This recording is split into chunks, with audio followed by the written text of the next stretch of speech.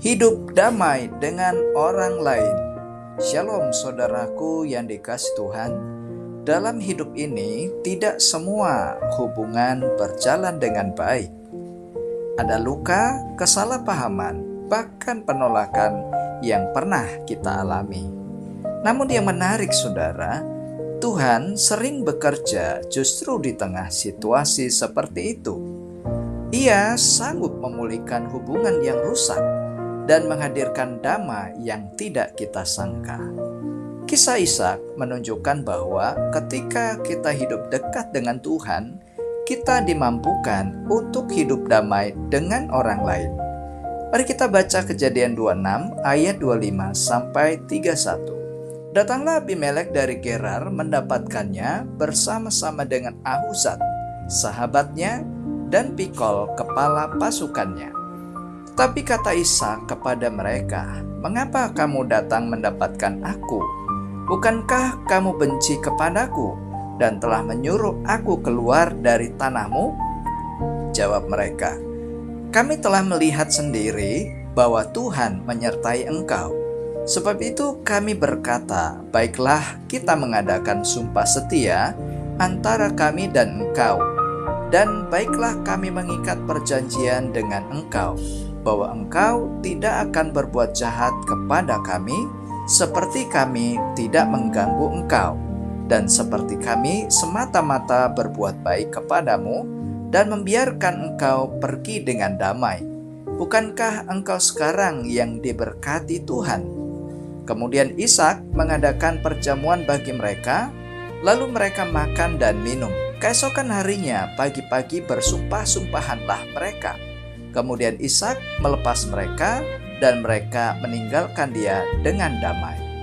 Saudaraku yang dikasihi Tuhan, 3 kebenaran sejati yang kita temukan. Yang pertama, hidup damai dimulai dari hubungan yang benar dengan Tuhan di ayat 25. Pada ayat 24, Ishak terlebih dahulu membangun mezbah dan memanggil nama Tuhan. Artinya apa saudara? Ishak menempatkan Tuhan sebagai pusat dalam hidupnya. Hal ini menunjukkan bahwa damai dengan sesama berawal dari hubungan yang benar dengan Tuhan. Ketika hati kita dekat dengan Tuhan, cara kita memandang orang lain pun akan berubah. Hati yang dipenuhi Tuhan tidak mudah dikuasai emosi. Sebaliknya saudara, ada ketenangan yang mengalir dari dalam hati kita. Dari situlah kita dimampukan untuk hidup damai dengan orang lain. Mazmur 34 ayat 15 berkata, "Carilah perdamaian dan berusahalah mendapatkannya." Dengan demikian saudara, hidup damai dengan orang lain lahir dari hati yang hidup dekat dengan Tuhan.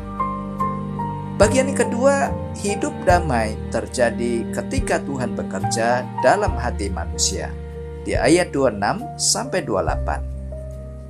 Saudaraku, Abimelek yang dulu membenci Ishak dan meminta Ishak untuk pergi dari negerinya, kini datang dengan tujuan yang berbeda.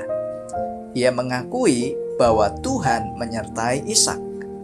Ini menunjukkan bahwa Tuhan sendirilah yang bekerja mengubah cara pandang, hati, dan sikap manusia. Seringkali kita ingin memperbaiki hubungan dengan kekuatan sendiri, tetapi hasilnya tidak selalu berhasil.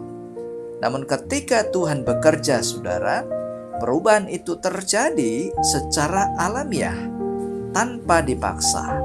Di sini kita bisa belajar untuk memberi ruang bagi Tuhan menjamah hati orang lain, bahkan mereka yang pernah menyakiti hati kita. Amsal 16 ayat 7 berkata, "Jikalau Tuhan berkenan kepada jalan seseorang, musuh orang itu pun didamaikannya." Berarti saudara, hidup damai terjadi ketika Tuhan bekerja dalam hati manusia.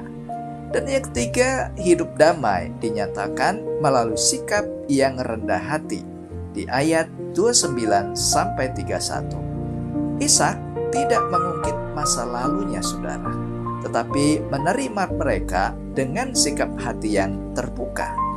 Ia bahkan mengadakan perjamuan sebagai tanda menerima Abimelek, Raja Gerar dan sahabatnya beserta dengan panglimanya Pikol dengan kerendahan hati. Ini menunjukkan bahwa hidup damai bukan hanya sekedar ucapan di bibir saja, tetapi harus dilakukan dalam tindakan nyata. Kerendahan hati membuat seseorang mampu mengampuni dan membuka lembaran baru. Tidak mudah, saudara, tetapi itulah tanda kedewasaan rohani seseorang.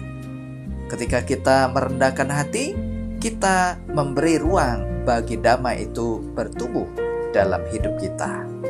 Kolose 3 ayat 13 berkata, "Sabarlah kamu seorang terhadap yang lain, dan ampunilah seorang akan yang lain." Jadi saudara, kerendahan hati adalah kunci untuk hidup damai dengan orang lain. Saudara, di tengah dunia yang penuh konflik, baik dalam keluarga, pekerjaan, maupun relasi, kita sebagai orang percaya dipanggil untuk hidup berbeda. Melalui Yesus Kristus, kita melihat teladan kasih dan pengampunannya yang sempurna. Efesus 2 ayat 14 berkata, "Sebab dialah damai sejahtera kita." Hidup damai bukan berarti semua masalah hilang, saudara, tetapi kita memilih untuk tetap hidup benar di tengahnya. Sebagai orang percaya, kita dipanggil menjadi pembawa damai yang menghadirkan kasih Tuhan dalam setiap hubungan kita. Bahkan Yesus mengajarkan bahwa berbahagialah orang yang membawa damai. Karena itu saudara, mari kita renungkan firman Tuhan hari ini.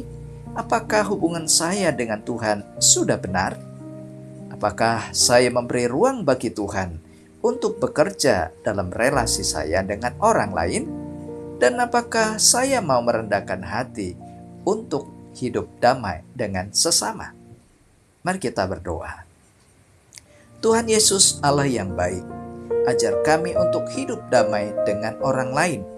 Perbaiki hati kami ya Tuhan di hadapan-Mu, supaya kami bisa berdamai dengan orang lain sebagaimana kehendak-Mu. Berkatilah saudaraku yang mendengarkan renungan hari ini. Dalam hidup mereka tiap-tiap hari, yang sakit Tuhan sembuhkan, yang terluka Tuhan pulihkan. Tuhan kiranya juga mencukupkan segala kebutuhan mereka tiap-tiap hari, dan mampukanlah mereka untuk mengampuni serta menerima sesama. Di dalam nama Tuhan Yesus, amin. Nah saudara, mari arahkan hati dan terimalah berkat Tuhan. Tuhan memberkati saudara dengan hati yang lembut. Damai sejahtera Kristus kiranya terus menjadi nyata dalam hidup saudara dan hidup yang menjadi berkat bagi sesama. Mulai dari saat ini sampai terus kekal selama-lamanya. Amin. Jika membutuhkan doa, konseling, dan pendampingan rohani, saudara bisa menghubungi nomor yang tertera pada deskripsi video ini. Demikian firman Tuhan hari ini. Terima kasih, Tuhan Yesus memberkati, dan sampai jumpa pada renungan SKS selanjutnya. Shalom.